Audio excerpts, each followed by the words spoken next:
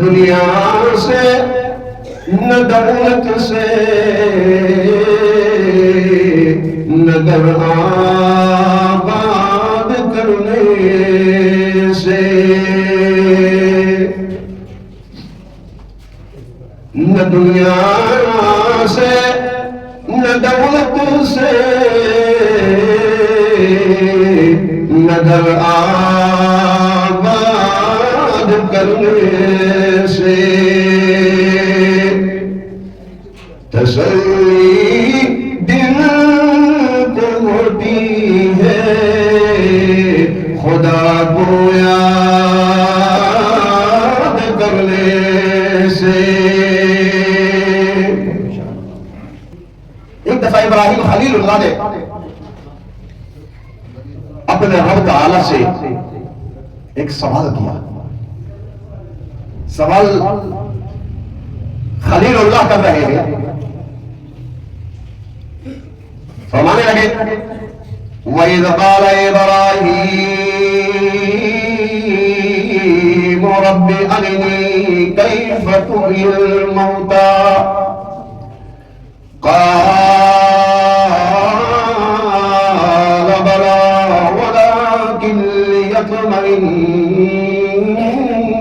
قَلْبِي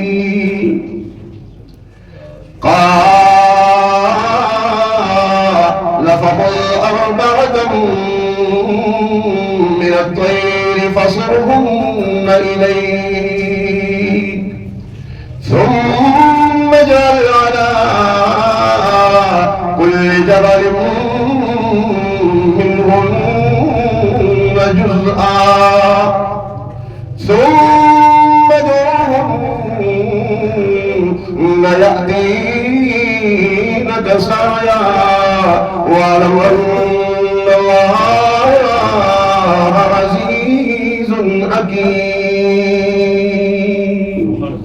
نے فرمایا اے ابراہیم، جی رب جلیل کیا تو نے ایمان نہیں لایا؟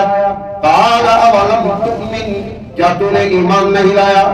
جی رب جلیل میں تو ایمان تو لے کر آیا ہوں، میں تیرا خلیل ہوں، میں تیرا خلیل ہوں، مجھے تو آج جاننا ہے، میں اپنے آپ کو میں مطمئن کرنا چاہتا ہوں۔ کس چیز سے مطمئن کرنا چاہتے ہیں؟ اللہ اکبر۔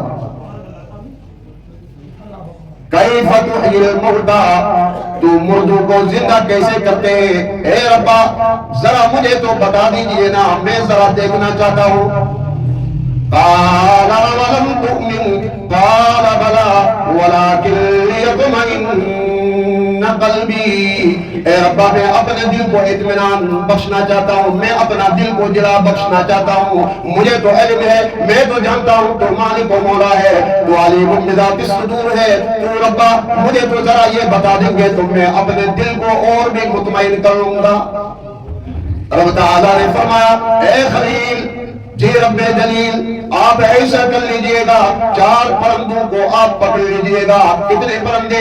چار پرندوں کو پکڑ لیجئے گا۔ چار پرندے بھی مختلف انواع کے ہوں، مختلف شکلوں کے ہوں اور مختلف انواع ہوں، ان چاروں کو پکڑ کر آپ نے ایسا کرنا ہے فَصُرْهُنَّ إِلَيْكَ ثُمَّ اجْعَلْ عَلَىٰ كُلِّ جَبَلٍ مِّنْهُنَّ جُزْءًا۔ چار پرندوں کو پکڑ کر ان کو ذبح کر لیجئے گا۔ ذبح کرنے کے بعد جیسے بنی آدم قیمہ بنا لیتا ہے، چاروں کو خلط ملط کر لیجئے گا اور چاروں کے چار پیڑے بنا دیجئے گا۔ پھر کیا ہوگا ربا؟ اس کے بعد کیا کروں گا؟ چار پرندے تو میں پکڑ لوں گا، ان کو ذبح بھی کر تو میں کر لوں گا، اس کے بعد اس کے پیڑے بھی بنا دوں گا۔ اس کے بعد کیا کر لوں؟ رب تعالیٰ فرماتے ہیں اے ابراہیم جی رب جلیل بتا دیجئے، رب تعالیٰ فرماتے ہیں چار پیڑوں کو مختلف پہاڑوں کے چوٹیوں کے اوپر رکھ لیجئے گا۔ اللہ اکبر۔ جی رب جلیل میں تو یہ کام کروں گا۔ اس کے بعد کیا ہوگا؟ ابراہیم خلیل اللہ کے قلب ادار کو مطمئن کرنے کے لیے رب تعالیٰ نے یہ دکھا دیا، کہا کہ آپ نے ایسا کرنا ہے کہ چار مختلف پہاڑوں پر رکھنے کے بعد ثم ادعوهن يأتينك سعيا۔